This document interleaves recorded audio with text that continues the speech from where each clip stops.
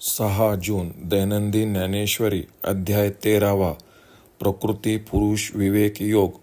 अलंकापुरी पुण्यभूमी पवित्रम तेथे नांदतो ज्ञानराजा सुपात्र. तया आठविता महापुण्यराशी नमस्कार माझा सद्गुरू श्री ज्ञानेश्वरांशी.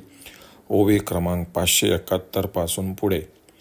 पाया पडती वेगडी हात वळती मुरकुंडी बर्वेपणा बागडी नाच विजेल मळमूत्रद्वारे होऊन ठाती खोकरे नवसिये होती इतरे माझिया निधनी देखोनी थुंकील जगू मृत्यूचा पडेल पांगू सोयिरिया उबगू येईल माझा स्त्रिया म्हणती विवसी बाळे जाती मूर्छी किंबहुना चिळसी पात्र होईन उबळीचा उजगरा शेजारिया सोयलिया घरा शिनवतील म्हणती म्हातारा बहुतांते हा ऐसी वार्धक्याची सुचनी आपनिया तरुणपणी देखे मग मनी विटे जोगा म्हणे पाहिले हे येईल आणि आत्ताचे भोगिता जाईल मग काय उरेल हिता लागी म्हणून नाही कनेक पावे तव ऐकोनी घाली आगवे पंगून होता जावे तेत जाय दृष्टी जव आहे तव पाहावे ते तुले पाहे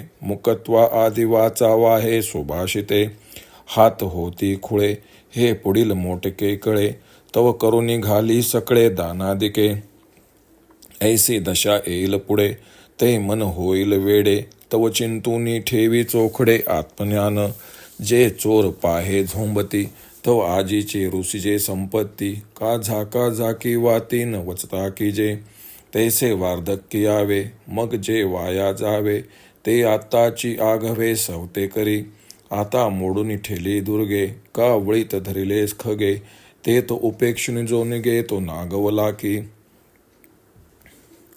तैसे वृद्धाप्य होय आले पण ते वाया जाय जे तो शतवृद्ध आहे नेनो कैचा झाडिलीची कोठे जाडी तयान फळे जेवी बोंडी झाला अग्नी तरी राखोंडी जाळील काई म्हणून वार्धक्याचे नि आठवे वार्धक्या जो नागवे तयाच्या ठाई जाणावे ज्ञान आहे तैसेची नाना रोग पडी घाती ना जव पुढा अंग तव आरोग्याचे उपयोग करून घाली सापाच्या तोंडी पडिले जे उंडी ते लावून सांडी प्रबुद्ध जैसा तैसा वियोग जेने दुःखे विपत्ती शोक पोखे ते स्नेह सांडोनी सुखे उदासी होय आणि जेने जेने कडे तोष चुतील तोंडे तया कर्मरंद्री गुंडे नेमांचे दाटी ऐसे ऐसिया आयती जयाची परी असती तोची तो ज्ञान संपत्ती कोसाविगा आता आणि कै एक लक्षण अलौकिक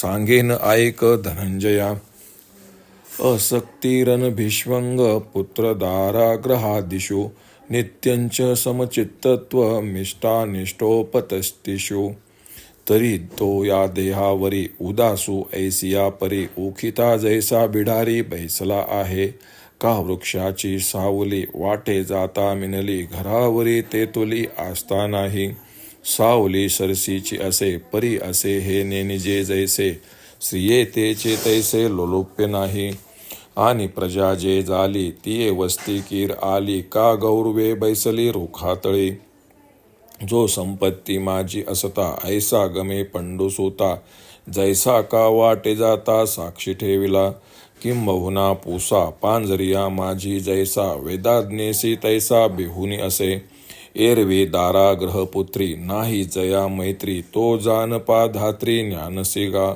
महासिंधू जैसे कृष्णवर्षी सरिसे इष्टानिष्टी तैसे जयाच्या ठाई का तिनी काळ होता त्रिधा नवे सविता तैसा सुखदुःखी चित्ता भेदो नाही जेथ नभाचे निपाडे समत्वा उणे न पडे तेत ज्ञान रोकडे ओळखतो पायात पाय घोटाळतील हात वाकडे होतील अशा प्रकारे सर्व शरीर सौंदर्याची दशा होईल मलमूत्राद्वारे फुटक्या भांड्यासारखी होतील व हा म्हातारा मरो असे दुसरे लोक नवस करू लागतील माझीही अवस्था पाहून जग थुंकेल मृत्यू लांबेल व सोयरे धायरे कंटाळतील असे श्रीकृष्ण अर्जुनास सांगतात.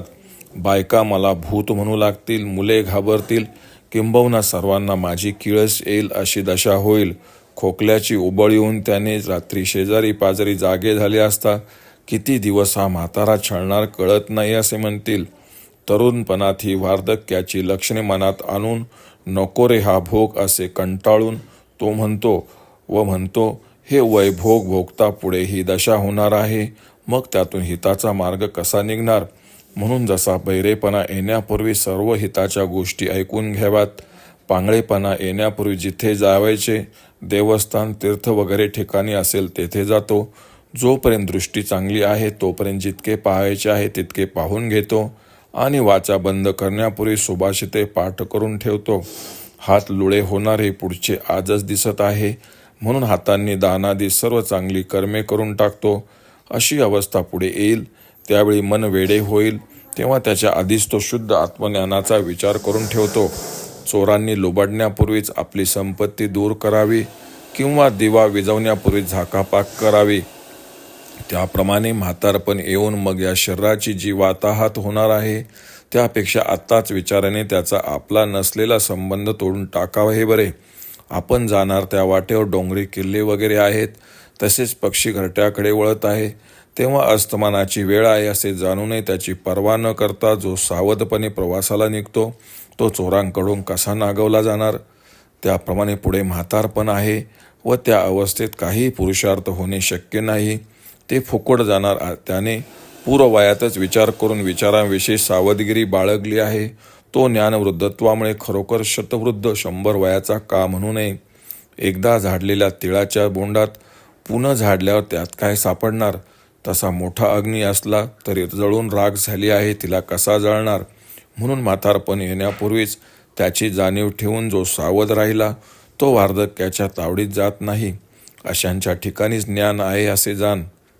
नाना प्रकारच्या रोगांनी जोपर्यंत शरीर ग्रासले नाही तोपर्यंत त्या आरोग्याचा योग्य कार्याकडे ज्याने उपयोग करून घेतला आहे, किंवा जी अंडी पिठाचा गोळा एकदा सापाच्या तोंडात सापडली होती ती सापडल्या जसा मनुष्य फेकून देईल, त्याप्रमाणे ज्या पदार्थाच्या वियोगाने दुःख शोक व संकटे उत्पन्न होतात त्या पदार्थावरील प्रेम सोडून देऊन सुखाने उदासीन वृत्तीत राहावे आणि ज्या ज्या योगाने पदरात दोष येतील अशी कर्मेंद्रियांची विषयाकडील तोंडे त्यात नियमांचे धोंडे घालून बंद करतो. अशा प्रकारची वागण्याची ज्याची हातोटी आहे तोच ज्ञानसंपत्तीचा स्वामी असतो. आता हे ज्ञान कोठे नांदते याचे आणखी एक अलौकिक लक्षण सांगतो.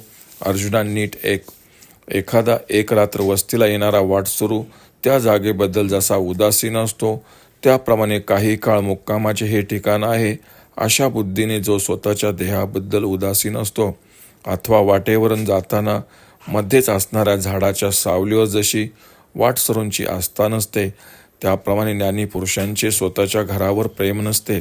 आपली सावली नेहमी आपल्याबरोबरच असते, ती आपल्याला जशी असून नसल्यासारखी असते.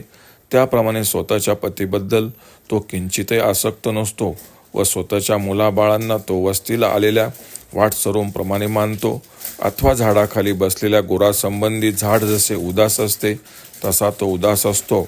अर्जुना, त्याच्यापाशी असलेल्या संपत्तीबद्दल प्रवासात घटकाभर गाठोड्यापाशी बसविलेल्या राखणदारासारखे आपण आहोत, यात आपले असे काही नाही अशा बुद्धीने वागतो.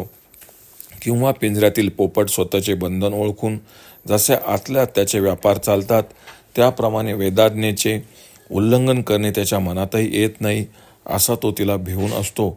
अशा प्रकारे स्त्री पुत्र संपत्ती इत्यादीचे ठिकाणी ज्याची मैत्रीय म्हणजे आसक्ती नसते तो ज्ञानाचे जन्मस्थानच आहे असे समज. उन्हाळा असो की पावसाळा असो, महासागर कधी कमी अधिक होत नाही.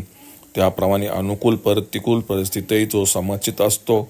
सकाळ दुपार संध्याकाळ अशा तीनही काळात सूर्य जसा 3 प्रकारचा म्हणता येत नाही तसा सुखदुःखामध्ये ज्याच्या वृत्तीत फरक पडत नाही, जो आकाशासारखा सदा सर्वदा व सर्वत्र सारखाच असतो, ज्याचे ठिकाणी ज्ञानाचा रोखीचा व्यवहार आहे असे तू ओळख, असे श्रीकृष्ण अर्जुनास सांगतात. ओम श्री रुक्मिणी पांडुरंगाय नमः. ओम श्री ज्ञानराज माऊली नमः.